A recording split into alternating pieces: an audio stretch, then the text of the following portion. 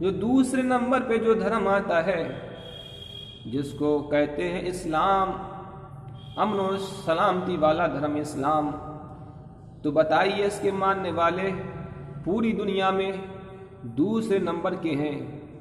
کیا نمبر کے ہیں؟ دوسرے نمبر کے ہیں۔ اب اسلام دھرم کے ماننے والے کس نبی کو مانتے ہیں؟ ہمارے اسلام دھرم کے ماننے والے جو لوگ ہیں وہ ایک رب کو مانتے ہیں اور ایک نبی کو مانتے ہیں۔ وہ اس کے ساتھ میں، اپنے رب کے ساتھ میں کسی کو شریک نہیں کر سکتے۔ وہ سوریہ کو شریک نہیں کریں گے، وہ کسی انسان کو شریک نہیں کر سکتے، وہ کیڑے مکوڑوں کو شریک نہیں کر سکتے۔ اور پروردگار عالم کی ذات وہ ذات ہے کہ اس کا کوئی شریک ہو ہی نہیں سکتا۔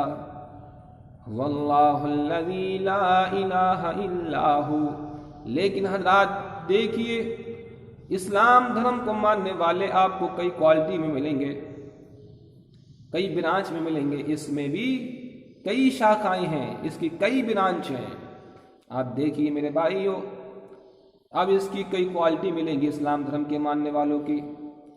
آپ دیکھیے، نمبر 1 پہ آتے ہیں سنی، جو پوری دنیا میں 80% ہیں سنی۔ میرے بھائیو، جو نبی کو مانتے ہیں، نبی آخر الزماں کو دل و جان سے مانتے ہیں، اپنے مال سے بھی زیادہ مانتے ہیں، اپنی جان سے بھی زیادہ مانتے ہیں، اپنی اولاد سے بھی زیادہ مانتے ہیں۔ دنیا کی ہر شے سے زیادہ اگر کسی چیز سے پیار کرتے ہیں وہ اللہ کے نبی سے پیار کرتے ہیں، کیونکہ محمد سے وفا تو نے تو ہم تیرے ہیں، یہ جہاں چیز ہے کیا لوح و قلم تیرے ہیں۔ تو مسلمان کہتے ہیں اس کو جو دنیا کی ہر شے سے زیادہ، اپنے پیر سے زیادہ، اپنے امام سے زیادہ، اپنے باپ سے بھی زیادہ، اپنی اولاد سے بھی زیادہ، دنیا کی ہر شے سے زیادہ، اپنی گاڑی گھوڑوں سے بھی زیادہ ہیں، وہ اپنے نبی سے پیار کرے، وہ ہوتا ہے سچا مومن۔ اگرچہ وہ فقیر ہی کیوں نہ ہو، اگرچہ وہ غریب ہی کیوں نہ ہو، اگرچہ وہ دنیا کے کسی بھی خطے میں، کسی بھی کونے میں کیوں نہ رہتا ہو، اگرچہ وہ دنیا میں کسی بھی خاندان میں ہو، کسی بھی جاتی میں ہو، لیکن اگر وہ نبی کو مانتا ہے، نبی آخر الزماں کو مانتا ہے، قرآن کو مانتا ہے، اللہ کو مانتا ہے، اور نبی کو دنیا کی ہر شے سے زیادہ مانتا ہے، تو وہ مسلمان ہے۔ لیکن میرے بھائی، اب اس میں کئی برانچ ہیں۔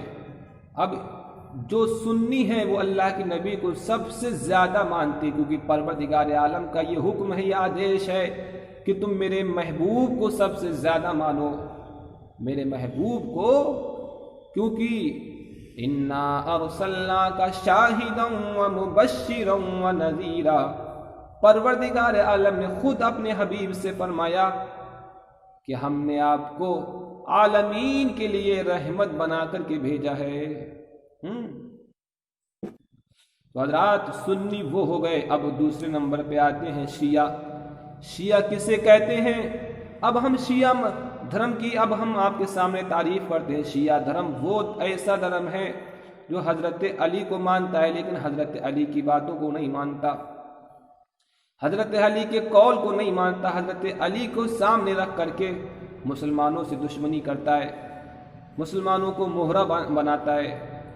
ہر زمانے میں سب سے زیادہ اگر کسی فرقے نے مسلمانوں کو نقصان پہنچایا وہ شیعہ ہیں، کیونکہ یہی وہ شیعہ دھرم ہیں کہ جنہوں نے مسلمانوں کو آپس میں ہمیشہ سے ہمیشہ لڑانے کا کام کیا ہے، ہمیشہ لڑانے کا کام کیا ہے۔ سب سے پہلی جنگ جو ہوئی جنگ جمل جو آپس میں مسلمانوں میں ہوئی تھی، حضرت عائشہ میں اور حضرت علی کے درمیان میں ہوئی۔ جنگ صفین جو مسلمانوں میں حضرت علی اور حضرت امیر معاویہ کے درمیان میں ہوئی، لیکن ان دونوں جنگوں کی جو اصل وجہ تھی، تو جو آپس میں مسلمانوں کا لڑانے کا کام جو تھا، تو وہ اسی ابن سبا کے اولادیں تھیں، انہوں نے مسلمانوں کو آپس میں لڑایا اور دونوں کو ایک نہیں ہونے دیا، دونوں میں صلح ہونے ہی نہیں دی، دونوں میں صلح۔ جس طریقے سے آج ہمارے ہندوستان میں دیکھ لیجیے، انگریزوں نے کبھی بھی ہمارے ہندوستان میں مسلمانوں کو اور ہندو دھرم کے ماننے والوں کو ایک نہیں ہونے دیا، کیونکہ ان کو معلوم تھا کہ جس دن ہم ایک ہو گئے تو ہم کبھی یہاں پر ہندوستان میں راج نہیں کر پائیں گے۔ انہوں نے پھوٹ ڈالو راج کرو، آج ان کی اولادیں یہی کرتی ہیں، کبھی ہندو مسلمانوں کو ایک نہیں ہونے دیتی ہیں، اس لیے ہندو مسلمان ایک ہو گئے تو پھر ہماری سطح گول ہو جائے گی۔ اسی طریقے سے ابن سبا جس نے شیعہ مذہب کی اولاد، جس شیعہ دھرم کی جس نے بنیاد ڈالی، ابن سبا، اس نے مسلمانوں کو آپس میں لڑایا، یہاں تک کہ عثمان غنی کو بھی شہید انہی شیعہ لوگوں نے کیا تھا۔ کنہوں نے کیا تھا؟ بولو، شیعہ لوگوں نے کیا تھا۔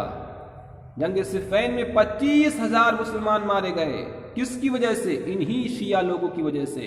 حضرت علی بھی چاہتے تھے، حضرت امیر معاویہ بھی یہی چاہتے تھے آپس میں صلح ہو جائے، لیکن ان شیعوں نے کبھی صلح ہونے ہی نہیں دی، اور اس وقت سے لے کر کے آج تک جو مسلمانوں کے سب سے بڑے دشمن جو فرقہ ہے وہ شیعہ ہے، یہ حضرت علی کو نہیں مانتا۔